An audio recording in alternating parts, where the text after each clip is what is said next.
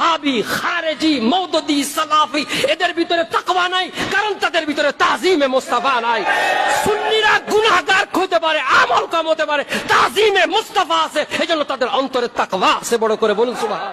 এই সুন্নিরা জীবনে তাজিমে মুস্তাফাকে আঁকড়ে ধরেন, খোদার কসম দুনিয়ায় নাজাত, আখিরাতেও নাজাত হয়ে যাবে। বড় করে বলুন সুবহানাল্লাহ। আল্লাহর নবীকে তাজিম করা আল্লাহর নিদর্শন। বড় করে বলেন না সুবহানাল্লাহ।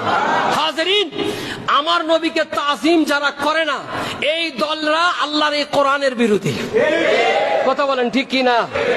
এই সালাফি ওয়াহাবিরা তাজিমকে শিরক মানে, এবং এদের ভিতরে কোনো নূর নাই, কিন্তু জাহিরি ইবাদত আছে। জাহিরি কি আছে?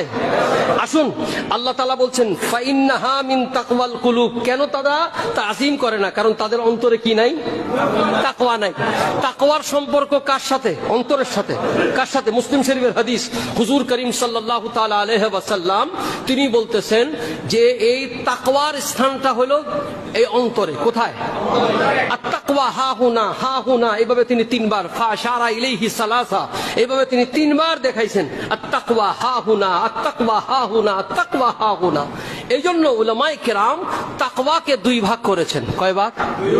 একটা হলো তাকওয়ায়ে জাহিরি, আর একটা হলো তাকওয়ায়ে বাতিনি। তাকওয়ায়ে